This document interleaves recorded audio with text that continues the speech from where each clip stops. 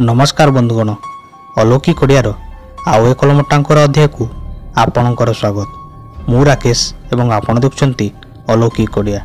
आजिर कहानी आरंभ करिया पूर्व आपण को विशेष अनुरोध जदि ए जे आपण आम चैनल को सब्सक्राइब करि नाहंती तेबे एबे ही आम चैनल को सब्सक्राइब करी घंटी चिन्ह को ऑल कर दिंतु।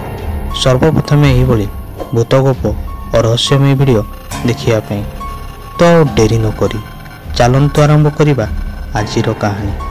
तो आजिर ही कहानी आम सहित शेयर करछंती चिरंजीव परिडा। तो सर्वप्रथमे चिरंजीव भाई को आम सहित यह कहानी शेयर करने ପାଇଁ धन्यवाद। तांको कहिबा अनुଯାୟୀ सेतेबेले घड़ी रे समय हेउथाय राति पाखापाखि 8:50 जेबे आमे सब सांग मिसी मोहन काका घर को जाइथाउ कहानी सुनिया ପାଇଁ।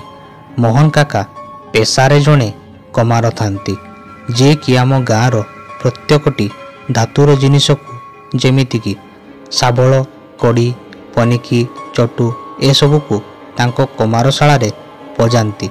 किंतु मोहन काका प्रत्येकटी कहानी आउ तांकर कहिबार शैली एते मजादार थाए कि मान आम सबु सांग माने बहुत समय पर्यंत तांको घरे बसी कहानी शुणु। से दिन राति रे भी मोहन काका सबुदिन भली तांको कहानी कहिबा आरंभ करदेले। मोहन काका जस्ट कहानी कहिबा आरंभ करिथांती कि मोर जने सांग धीरज काका को कहिला, अच्छा काका आपण केबे भूत प्रेत देखिछंती? धीरज रो एही कथारे काका टिके हसी दे कहिले, हाँ मु देखिछि रे बाबू। तो आमे सबु सांग एकाथरे जिद धरी बसिलो कि आमको सही कहानी सुनांतु। तो पिलामानंकर कथा रखी मोहन काका आमको सही कहानी सुनाइबा आरंभ करदेले। एही घटनाटी आज को पाखापाखि 30 वर्ष तलर। सेतेबेले मोर युवा बयस थाए आउ देहरे एक अलग प्रकार जोश भी थाए। एमिति दिनकर घटना। से दिन मते आम गाँ ठारू 4टी गाँ छाड़ी जने जमीदारंको घर को जीवार थाए। से गाँ जदिओ आम गाँ ठारू दूर रे थाए किंतु कामटा भी अति जरूरी थाए। तो मते जेमिति हेले भी से गाँ को जीवा को पड़िला।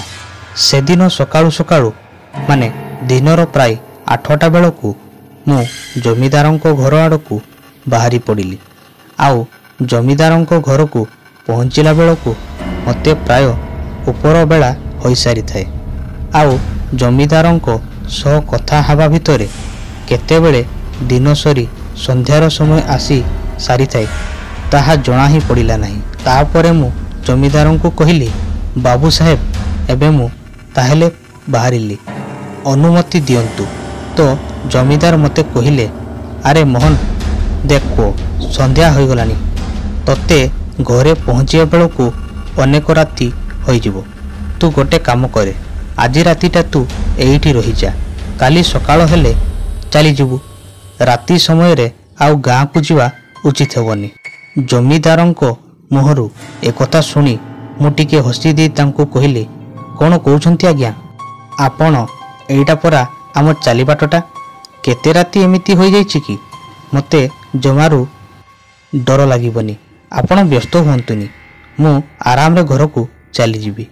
तो जमीदार मते कहिले, हो तेबे ठीक अच्छी, हेले देखी चाहे कि जीवु, नहेले पाख गाँ रे कोठी रही जीवु। जमीदार को कथा को बेसी ध्यान न दे तांको ठारू अनुमति नहीं मु पुणी आम गाँ आड़ को बाहरी आसली। एबे मु चाली चाली से रास्ता रे आग को बढ़ु थाए। आउ धीरे धीरे रातिर अंधकार भी बढ़ी बढ़ी चली थाए। जेउ रास्ता रे एबे मु चाली चाली आग को बढ़ु थाए सही रास्ता रे केवल मते छाड़ी देले दूर दूर पर्यंत सेमिति किए भी नजर आसु नथांती। तेणु मु एका बड़ बड़ पाद पकाई गुणु गुणु गीत गाई आराम से आग को बढ़िबारे लागि थाए। से पर्यंत तो मते किछि अजब जिनिस अनुभव हो न थाए, किंतु आउ किछि बाट आग को जीवा परे हठात मते लागिला जेमिति केही मो पादर ताल सह ताल देई मो सह आग को बढ़ुछि। जदिओ ସେ ଶବ୍ଦକୁ ମୁଁ ସ୍ପଷ୍ଟ ଭାବେ ବୁଝିପାରୁନଥାଏ, କିନ୍ତୁ ମୋତେ ପୁରା ଭଲ ଭାବେ ଅନୁଭବ ହେଉଥାଏ କି ନିଶ୍ଚିତ କେହି ଜଣେ ମୋ ପଛେ ପଛେ ଆସୁଛି। ତ ମୁଁ ସଙ୍ଗେ ସଙ୍ଗେ ପଛକୁ ବୁଲି ଚାହିଁଲି। ମୋ ପଛପଟର ଦୃଶ୍ୟ ମୋ ଦେହରେ ଏକ ଶିହରଣ ଖେଳାଇଦେଲା। ଏତେ ଶୀତରେ ବି ମୋ ଶରୀରରୁ ଗମ ଗମ ହୋଇ ଝାଳ ବାହାରିବାକୁ ଲାଗିଲା। କାରଣ ଠିକ୍ ମୋ ପଛ ପାଖରେ ଏକ କଳା ଛାଇ, ଯାହା ଦେଖିବାକୁ ପୁରା ଏକ ନାରୀର ଛାଇ ଭଳି ନଜର ଆସୁଥାଏ, ମୋ ପଛେ ପଛେ ମୋ ସହ ଆଗକୁ ବଢ଼ୁଥାଏ। ମୁଁ ଟିକେ ସମୟ ସେଠାରେ ଛିଡ଼ା ହୋଇଗଲି, ଆଉ ମନରେ ଭାବିଲି ବୋଧହୁଏ କୌଣସି ସ୍ତ୍ରୀଲୋକ ହୋଇଥିବ, ଯିଏକି ମୋ ପରି କୌଣସି କାମରୁ ଘରକୁ ଫେରୁଥିବ। ନହେଲେ ସେ ଆଗ ଯାଉ, ତାପରେ ମୁଁ ଚାଲିଯିବି। ଏହା ଭାବି ମୁଁ ସେଠାରେ ରାସ୍ତା କଡ଼ରେ ଛିଡ଼ା ହୋଇଗଲି।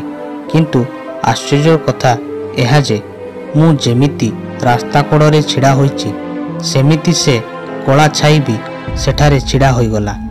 ଏହା ଦେଖି ମାନ ଯେମିତି ମୋର ଚିନ୍ତା ଆହୁରି ବଢ଼ିଗଲା କି ମୁଁ ତ ଛିଡ଼ା ହେଲି, ହେଲେ ସେ ସ୍ତ୍ରୀ ଲୋକ କାହିଁକି ଛିଡ଼ା ହେଲା? ତେଣୁ ମୁଁ ସେଠାରୁ ପୁଣି ଆଗକୁ ବଢ଼ିଗଲି।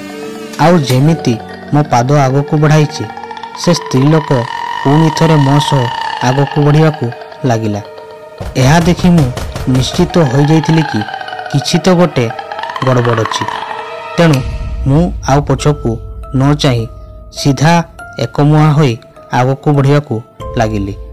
ଆଉ ଉଚିତ ସମୟର ଅପେକ୍ଷା କଲି କି ମୁଁ କେତେବେଳେ ଛୁ ମାରି ଏଠାରୁ ଚାଲିଯିବି। ମୁଁ ଏବେ ବି ସେ ସ୍ତ୍ରୀ ଲୋକ ମୋ ସାଥିରେ ଚାଲିଥିବାର ସ୍ପଷ୍ଟ ଅନୁଭବ କରିପାରୁଥାଏ। ସେତେବେଳେ ମୁଁ ପଛକୁ ନ ଦେଖି ମୁଁ ତାକୁ ପଚାରିଲି, ତୁମେ ମୋର ପିଛା କ'ଣ ପାଇଁ କରୁଛ? କିନ୍ତୁ ମୋର ଏହି ପ୍ରଶ୍ନର ପଛପଟୁ କିଛି ବି ଉତ୍ତର ମିଳିଲା ନାହିଁ। ଆଉ ହଠାତ୍ ସେ ପାଦର ଶବ୍ଦ ଶୁଣାଯିବା ବି ବନ୍ଦ ହୋଇଗଲା। ତେଣୁ ମୁଁ ଦ୍ୱିତୀୟ ଥର ପୁଣି ଥରେ ପଛକୁ ବୁଲି ଚାହିଁଲି କି ପଛପଟର ସେ ଦୃଶ୍ୟ ମାନ ମୋର ହୋସ୍ ଉଡ଼ାଇଦେଲା। କାରଣ ସେ ସ୍ତ୍ରୀ ଲୋକ ଭୂମି ଉପରେ ଚାଲିବା ପରିବର୍ତ୍ତେ ପବନରେ ଉଡ଼ି ଉଡ଼ି ଆସୁଥାଏ। ଏହା ଦେଖି ଭୟରେ ମୋ ଗୋଡ଼ ହାତ ଥରିବାକୁ ଲାଗିଲା। ଆଉ ମୁଁ ବୁଝି ସାରିଥାଏ, ଇଏ କୌଣସି ମଣିଷ ନୁହଁ, ବରଂ ଏକ ଚିରୁଗୁଣି।